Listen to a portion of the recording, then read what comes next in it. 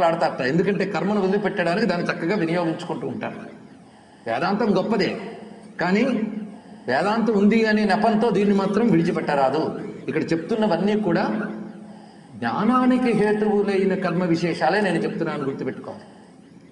ఆత్మజ్ఞానానికో భగవద్భక్తికో జీవి తరించడం కోసమో హేతువులైనటువంటి ముఖ్యమైన ధర్మములే మనం ఎంచి మరీ చెప్పుకుంటున్నాం. ఇంకా చాలా ఉన్నాయన్నానంటే ఎన్ని చెప్పానో అన్న మాటతో పాటు ఎన్ని వదిలేసానో కూడా ఆలోచించాం. కానీ ఏం వదిలేసానా అని అది వెతకడం కాదు, చెప్పింది జాగ్రత్తగా పట్టుకోండి, మళ్ళీ అది కూడా ఉన్నది. దాని సందర్భంలో ఇది వదిలేయకూడదు కదండి. కనుక ఇక్కడ మరొకటి చెప్తున్నాడు. ఈ విధంగా సంతోషం చాలా అవసరం. వామనుడు చెప్తాడు ఈ మాట, ఎప్పుడు సంతృప్తిగా ఉండాలి. ఏమిటి?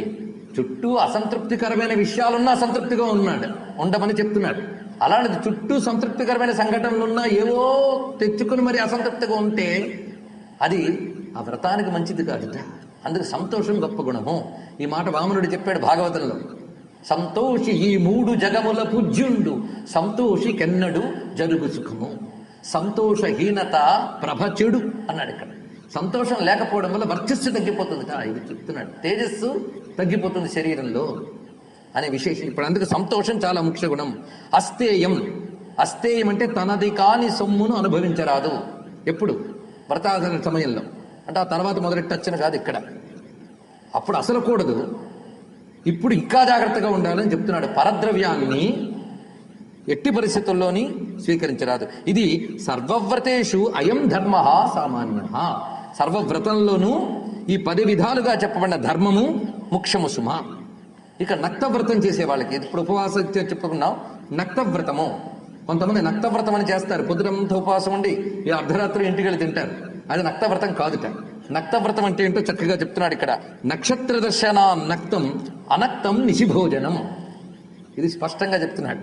నక్షత్ర దర్శనాత్, తొలిగా వచ్చిన నక్షత్రాన్ని చూసి అప్పుడు భోజనం చేయాలి, పగలంతా ఉపవసించి. దీనికి నక్తవ్రతం అని పేరు. ముఖ్యంగా కార్తీక మాసంలోను, శివారాధనలోను, ప్రదోష వ్రతాల్లోనూ ఇది ఈ నక్తవ్రతం చేస్తారు. అందుకు నక్షత్ర దర్శనాత్ నక్తం, అంతే తప్ప అనక్తం నిశిభోజనం. అది దాటిపోయి రాత్రి ఎప్పుడో తింటే అది నిశిభోజనం అవుతుంది, కానీ వ్రతం కిందకి దాన్ని స్వీకరించరాదు అని చెప్తున్నాడు. అదేవిధంగా ముఖ్యమైనటువంటి మరికొన్ని విషయాల్లో ద్వితీయతో కూడిన తృతీయ, చతుర్థితో కూడిన పంచమి, షష్ఠితో కూడిన సప్తమి, అష్టమితో కూడిన నవమి, ఏకాదశితో కూడిన ద్వాదశి, చతుర్దశితో కూడిన పూర్ణిమ, పాడ్యమితో కూడిన అమావాస్య, ఇవి గాని వస్తేట అది గొప్ప యోగములు. అంటే నిన్న చెప్పాం విద్ధ అని, ఈ యోగములు వివరిస్తున్నాడు. అలాంటి వాటిని వ్రతములకు చక్కగా వినియోగించుకోవాలి. అంతేకాదు, వ్రతం ప్రారంభించిన తర్వాత గాని స్త్రీకి రజోదర్శనమైతే అని చెప్తున్నాడు ఇక్కడ. రజోదోషం గాని ఏర్పడితే వ్రతాన్ని కొనసాగించరాదు, తదనంతరం మళ్ళీ చేయవచ్చు. అప్పుడు ఆమెకు వ్రతభంగ దోషం రాదు, ఇది చెప్తున్నాడు. అంతేగాని ఏం పర్వాలేదండి ఆ సమయంలో కూడా చేయొచ్చు అన్నారు అంటే అన్నవాడవాడు పాపాత్ముడు అని అర్థం అనమాట. ఆ సమయంలో వ్రతాచరణ, మంత్రజపము ఇత్యాదులు కూడదు. ఇది ప్రత్యేకంగా చెప్తున్న. స్త్రీణాం రజో హన్యాత్ వ్రతం నహి అన్నారు ఇక్కడ. అంటే స్త్రీకి రజోదోషము వ్రతాన్ని దెబ్బతీయదు అనేటువంటి విశేషం. కానీ ఆ సమయంలో ఏదైనా దానాదులు సంకల్పించుకుంటే ఆమె పేరు మీదే ఇతరులు ఎవరైనా ఆ దానాదుల్ని చెయ్యవచ్చు అన్నారు.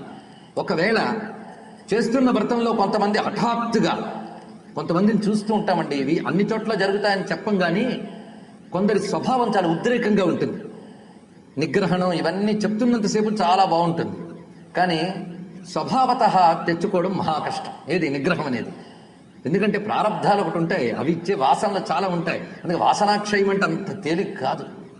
ఎన్ని మంచి మాటలైనా, ఎన్ని హితోపదేశాలైనా చెప్పవచ్చు, కానీ మన దాకా వచ్చేటప్పటికి చాలా ప్రమాదం. కొందరికి అసహనం, నోరు తూలడం, మహాకోపం ఇత్యాదులు ఉంటూ ఉంటాయి. అవి ఏర్పడితే వ్రతాలు దెబ్బతీసుకున్న వాళ్ళు ఉన్నారు.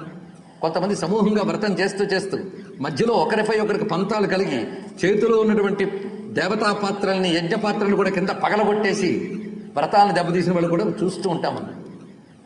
ఇలా కానీ ఎక్కడైనా కోపం వస్తే వ్రతంలో, దానివల్ల వ్రతభంగం జరుగుతుంది. అప్పుడేం చేయాలి? క్రోధాత్, ప్రమాదాత్, లోభాత్ వ్రతభంగో భవేద్యది దినత్రయం న భుంజీత. ఆ దోషం పోవడం కోసం 3 రోజుల పాటు పోషించాలట. దినత్రయం నభుంజీత. తర్వాత ఏం చేయాలంటే శిరసో ముండనం భవేత్, తల ముండనం చేయించుకుని మళ్ళీ పశ్చాత్తాపంతో తిరిగి పంచగవ్య ప్రాసన చేసి వ్రతాచరణ ప్రారంభించుకున్నాడు. ఈ శిరోముండనం అనేది పురుషులకు మాత్రమే, అది తెలుసుకోవాల్సింది. అదేవిధంగా వ్రతాచరణ చేస్తూ అనారోగ్యం ఏదైనా కలిగితే అప్పుడు అతన్ని కర్తగా పెట్టి ఇంకెవరైనా ఆ వ్రతాన్ని కొనసాగించవచ్చు అనే విషయాన్ని కూడా చెప్పారు. ఇప్పుడు ఈ చెప్పినవన్నీ సర్వవ్రత సామాన్య నియమాలు. మనం ఇప్పుడు వరకు చెప్పుకున్న అన్ని వ్రతములకి ఇవే నియమములు. కనుక ఇందాక చెప్పిన 10 మిగిలిన ధర్మములను కూడా పాటిస్తూ వ్రతాచరణ చేయాలి, ఇది చెప్పారు. ఇక్కడితో వ్రత నియమాలు పూర్తయ్యాయి. ఇక్కడ ఏం చెప్తున్నాడంటే అమ్మవారు 2 చేతులతో ఉన్నారు. ఆ 2 చేతుల్లో ఒక చేతిలో అమృత కలశము, మరొక చేతితో సరోరుహం పద్మము పట్టుకున్నట్ట. అందుకు కలశం దక్షిణే హస్తే వామహస్తే సరోరుహం. కలశాన్ని కుడి చేత్తోని ఎడం చేత్తో పద్మము పట్టుకుని అయ్యవారి యొక్క ఒళ్ళో కూర్చున్న అమృత భాషిని అయినటువంటి తల్లిని నిన్న మనం చెప్పుకున్నాం. ఆ విషయాన్ని మిగిలిన వారికి కూడా పనికొస్తుందని ఇక్కడ చెప్పడం జరిగినది. ఆ తర్వాత మనకి అనేక రకాలైన ప్రజాపతుల యొక్క చరిత్ర చెప్తూ, ఎందుకంటే సృష్టి క్రమం చెప్పేటప్పుడు ప్రజాపతులు వీళ్ళు ఏ విధంగా ఉద్భవించారు, మనువులు ఎలా ఉద్భవించారు, ఈ మనువులు ప్రజాపతులు ఈ జగద్ వృద్ధి చేసేటువంటి బ్రహ్మ యొక్క మనస్సంభూతమైన శక్తులు వీళ్ళు, ఈ మనువులు ప్రజాపతులు. అందుకే విశ్వకర్మ మనుస్త్వష్ట స్థవిష్ట స్థవిరో ధ్రువ అంటూ ప్రజాపతి ఇత్యాది నామాలు విష్ణు సహస్రనామాల్లో కూడా చెప్పించారు. భగవద్ విభూతులు వీళ్ళందరూ కూడా. అందుకు ఆ ప్రజాపతుల చరిత్ర కానీ మనువుల చరిత్ర కానీ వింటే పాపక్షయకరం, ఇది తెలుసుకోవాలి. అందుకే శ్రీకృష్ణదేవరాయలు అల్లసాని పెద్దవారిని సభలో నాకు మనువుల చరిత్ర వింటే పాపక్షయం అవుతుంది గనక దివ్యమైన స్వారోచిష మను చరిత్రలు అవి చెప్పవయ్యా అని అడిగట. ఇది సంప్రదాయం. ఎందుకంటే పుణ్యశ్లోకుల చరిత్ర వినడం వల్ల అదొక పెద్ద సాధన, గుర్తుపెట్టుకోండి. మనం రేపు వెళ్ళి జపమో తపమో చేస్తామో పక్కన పెట్టండి, దీన్ని శ్రద్ధగా వినడం ఒక సాధన. అందుకు ఆ కావ్యాన్ని రచించి నా పేరు నిలబెట్టి నన్ను ధన్యుణ్ణి చేయండి అని అడిగాడు కృష్ణదేవరాయలు. ఆయన సంప్రదాయం తెలుసు కనుక అందుకు పెద్దలవారు స్వారోచిష అనుభవ సంభవం పేరుతో అద్భుతంగా మను చరిత్ర రచించారు. ఏ మనువు చరిత్ర విన్నా, ఏ ప్రజాపతి చరిత్ర విన్నప్పటికీ కూడా మనకు పాపక్షయం అవడమే కాకుండా జీవితానికి మార్గనిర్దేశకం చేస్తుంది. అలాంటి ప్రజాపతుల చరిత్రలు వర్ణిస్తూ దక్ష ప్రజాపతి ఇత్యాదుల చరిత్రను కూడా తెలియజేసి, ప్రత్యేకించి ఇప్పుడు మరొక ప్రజాపతి మరొక మనువు వీళ్ళిద్దరికీ సంబంధించిన ఒక చరిత్రని చెప్పడం నెపంతో మనకి పితృదేవతా వ్యవస్థకు సంబంధించిన ఒక అద్భుతమైన విజ్ఞానాన్ని నారాయణుడు గరుత్మంతుడికి తెలియజేస్తున్నాడు. అది పరంపరాగతంగా మనకి వ్యాసదేవుని ద్వారా లభించింది. దాన్ని మనం తెలుసుకుంటున్నాం. రుచి ప్రజాపతి పూర్వం నిర్మమో నిరహంకృతి అత్ర స్తోమితమాయీ చచార పృథివీమిమాం. ప్రజాపతుల్లో రుచి ప్రజాపతి అని ఒకరున్నారు. ఈ రుచి అనబడేటువంటి ప్రజాపతి, రుచి అంటే ప్రకాశము అని అర్థం. అతడు బ్రహ్మచర్యంలో శాస్త్రాధ్యయనం ఇత్యాదులు పూర్తి చేసిన తర్వాత అతడికి ఒక జ్ఞానోదయం కలిగింది. ఆ జ్ఞానం చేత అతడు ఒక ఆరూఢ స్థితికి వెళ్ళాడు. ఆరూఢ స్థితి అంటే తెలుసు కదా, వేదాంత విషయంలో ఒక పట్టు సాధించినప్పుడు వాడిని ఆరూఢుడని చెప్తున్నారు. అలాంటి ఆరూఢ స్థితికి చేరుకున్నాడు ఎవడు? రుచి ప్రజాపతి. ఈ ఆరూఢ స్థితి వల్ల అతడు నిర్మమో నిరహంకృతి, అతడి మమకారం అహంకారం రెండూ లేవట. అంటే ఇంతకంటే ఇంకేం కావాలండి? స్థిత ప్రజ్ఞ లక్షణం వచ్చింది అతడికి. అంటే ఇంచుమించు గుణాతీత స్థితికి వచ్చినట్టే. అత్రస్తో దేనికి భయం లేదుట. అంటే దేనికి భయం లేదంటే పొగడతో తిరిగాడు కాదు అర్థం. ఇక్కడ భయం అనే మాట అజ్ఞాన సంకేతం. కనుక దేనికి భయపడాడు అతను.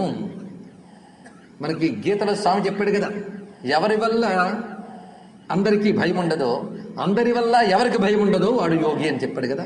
ఆ మాట గుర్తుపెట్టుకుంటే అత్రస్థ అంటే భయం లేనటువంటి వాడు. అంతేకాదు మాయ ఏమిటో తెలిసిన వాడు, కనుకనే మాయకు లోబడకుండా ఉండేటువంటి వాడు. అలాంటి వాడు చచార పృథివీమిమాం, ఈ భూమి యందు ఇది నాది ఇది నాది కాదు అని రెండు భావాలు లేవు గనక స్వేచ్ఛగా సంచరిస్తూ ఉన్నట్ట. ఎవడయ్యా స్వేచ్ఛగా సంచరిస్తాడు అంటే ఇది నాది ఇది నాది కాదనే భావం ఉన్నటువంటి జ్ఞాని. కనుక ఇక్కడ రుచి ప్రజాపతి వర్ణన అంతా కూడా ఒక జ్ఞానికి సంబంధించిన వర్ణన. ఇలా సంచరిస్తున్నాడు. అంతేగాని వివాహం చేసుకోలేదు అతడు, గృహస్థాశ్రమ స్వీకారం చేయలేదు. కేవలం అతడు జ్ఞానము చేత అన్ని విడిచిపెట్టి స్వేచ్ఛగా సంచరిస్తూ ఉన్నాడు. ఇలా అతడు తిరుగుతూ ఉండగా అప్పుడు ఒక రోజున ఆయన ముందు కొన్ని తేజస్వరూపాలు కనబడ్డాయట. ఆ కనబడ్డ వాళ్ళు ఎవరు అంటే అతని పితరులు పూర్వీకులైనటువంటి పితరులు. వాళ్ళు కనబడి అంటున్నారు, అవును నువ్వు దారా పరిగ్రహం ఎందుకు చేయలేదని అడిగారు. దారా పరిగ్రహం అంటే భార్యని స్వీకరించుట. అది ఎందుకు చేయలేదు? ఎందుకంటే దారని పరిగ్రహించడం వల్ల, భార్యా స్వీకారం వల్ల గృహస్థాశ్రమాన్ని నువ్వు స్వీకరిస్తావు. ఇది తెలుసుకోవాలి. అంతేగాని శారీరకమైన మానవ ప్రవృత్తి రీత్యా వివాహం ఆడటం కాదు భారతీయ సంస్కృతిలో. అది ధర్మ నిర్వహణ కోసమై భార్యా స్వీకారం చేసి గృహస్థాశ్రమానికి వెళ్ళాలి. గృహస్థాశ్రమం ద్వారా నువ్వు దేవరుణం, ఋషి రుణం, పితృరుణం తీర్చుకున్నవాడు అవుతావు. దానితో పాటు సామాజికమైన రుణం కూడా తీర్చుకుంటావు. యాచకులకి, అతిథులకి భోజనం పెట్టడం ద్వారా వీరు రుణం, ధర్మాచరణ ద్వారా, శాస్త్రాధ్యయనం ద్వారా ఋషుల రుణం, పితృపూజ ద్వారా పితృల రుణం, దేవపూజ ద్వారా దేవరుణం. ఇవి తీర్చుకోవాలి కదా నువ్వు. అవి చేయగలిగేది కేవలం ఈ సమయంలోనే, ఏది గృహస్థాశ్రమ సమయంలోనే చేయాలి. స్వాహాకారంతో దేవతల్ని, స్వధాకారంతో పితృదేవతల్ని, హవ్యములతో దేవతల్ని, కవ్యములతో పితృదేవతల్ని తృప్తిపరచాలి. గృహస్థైన వాడు ఇవేవి చెయ్యకపోతే వాడిని గృహస్థు అనరు. మరి ఏమిటంటే ఇందా కృష్ణుడిచ్చిన టైటిల్కి వెళ్ళిపోండి. ఆ 3 గుర్తుపెట్టుకోండి. ఎవడు? అఘాయు ఇంద్రియారామ మోఘ పార్థ సజీవతి. అది వాడు పాపజీవనుడు, ఇంద్రియారాముడు. ఇంద్రియారాముడు అంటే ఈ శరీరాన్ని సుఖపెట్టడమే జీవితం అనుకునే పాపాత్ములు. 3వది ఏమిటి? మోఘ సజీవతి, వాడు బ్రతుకున్న వ్యక్తుడు. కనుకనే గృహస్థాశ్రమంలో ఇవి చెయ్యాలి. ఇవి చెయ్యినప్పుడు వాడిని గృహస్థు అనరు, గృహవ్రతుడు అంటారు. భాగవతంలో గృహస్థికి గృహవ్రతుడికి తేడా బాగా చెప్పి చేవాట్లు పెట్టాడు సుఖమహర్షి. అది ఇక్కడ గుర్తు తెచ్చుకోండి చాలు. కనుకనే ఇవి పాటించాలి గనక. పైగా గృహస్థాశ్రమం అనేది ఎలాంటిదంటే, ఒక చెట్టు ఎలాగైతే అన్ని పక్షులకి ఆశ్రయం ఇస్తుందో అన్ని ఆశ్రమాల వారిని పోషించగలిగేది గృహస్థాశ్రమం. కనుక అత్యంత ఉత్కృష్టమైనది. అది నువ్వు స్వీకరించాలి కదా. దానివల్ల నువ్వు రుణ విముక్తుడు అయితేనే పారలౌకిక పారమార్థిక సుఖములు ఉంటాయి. రుణ విముక్తుడు కాని వాడికి ఆ 2 సుఖములు ఉండవు. కనుకనే నువ్వు దీన్ని స్వీకరించాలన్నారు. ఇక్కడ ఈ వాదన మనకు చాలా ముఖ్యమైనదండి. ఎందుకు ఈ ఘట్టాన్ని ఇక్కడ చెప్పాడో చూడాలి. ఎందుకంటే వేదాంత విద్యని గరుడ పురాణం చాలా పెద్ద స్థాయిలో ఇస్తోంది. మొట్టమొదట లోపల దాచిస్తుంది, తర్వాత బయటకు తీసి చూపిస్తుంది. ఇక్కడ ఒక చర్చ చేస్తున్నాడు. ఇదంతా కూడా ప్రతి వారికి పనికొచ్చే చర్చ. అప్పుడు రుచి తన పితరులకి నమస్కారం చేసి అంటున్నట్ట, మీరు చెప్పింది చాలా బాగుంది, కానీ నేను చెప్పే శాస్త్ర ప్రమాణాలు వినండి. జీవితంలో పరిగ్రహం అంటే ఒకదానిని స్వీకరించుట అనేటటువంటిది బంధహేతువు. అంతే కదా. పరిగ్రహణం బంధహేతువు, అపరిగ్రహం మోక్షహేతువు. కనుక ఇది నాది అని ఒకదాన్ని స్వీకరించడం బంధహేతువు. కనుక దారా స్వీకారం, గృహస్థాశ్రమ స్వీకారం, అందులో విషయములు అనుభవించడం, ఇవన్నీ కూడా బంధహేతువు కదా. మీరు చెప్పినది లౌకికులకైతే సరిపోతుంది, కానీ మోక్షం కావాలనుకుని తప్పించేవాడికి వీటి అవసరం ఎంతవరకు? ఈ కర్మలంపటులై మళ్ళీ కర్మలు ఆచరిస్తూ కర్మల్లో పడి తిరగడం, ఆలంచున్ మెడగట్టి దానికి నపత్య శ్రేణి కల్పించి తద్బాలవ్రాతము నిచ్చి పుచ్చుకొను సంబంధము కావించి ఆ మాలార్కంబున బాంధవంపరడి త్రాటన్ కొందరం త్రిప్పగా శీల అమర్చినట్లు సగతే శ్రీకాళహస్తీశ్వర అన్నాడు కదండి మహానుభావుడు. అందుకు ఇవి ఒకటి నుంచి అలా చుట్టుకుని వెళ్ళిపోతాయి, ఒక మోహాల్లోకి దింపుతాయి, కర్మల్లోకి దింపుతాయి. కనుక నాది స్వీకరించడం వల్ల ఒక్క మమత్వం చాలు కదా కర్మల్లోకి దింపే. మిగిలిన వారికైతే ఓకే, కానీ ఆత్మ విషయము ఒక ఎరుక కలిగినటువంటి వారికి ఇది పనికిరాదు. మీరు అన్నారే పాపం వస్తుంది లేకపోతే అని, కానీ ఆత్మజ్ఞానం కోసం తప్పించేవాడికి ఆ ఆత్మ విచారణే శుద్ధుణ్ణి చేస్తుంది. ఇది చాలా గొప్ప మాట. తత్వం ఎంత చక్కగా చెప్తున్నాడో చూడండి. ఎవరు? రుచి ప్రజాపతి. ఇందులో దేన్ని ఖండించలేవు, అంత గట్టిగా చెప్తున్నాడు. కనుకనే ఇక్కడ గొప్ప మాట అన్నాడు. ఆత్మ తత్వజ్ఞానతో యాత్. ఆత్మ అంటే ఇక్కడ మనస్సు అని అర్థం. చిత్తశుద్ధి కలగాలి అంటే తత్వజ్ఞానతో యాత్. తత్వజ్ఞానం అనేటువంటి జలము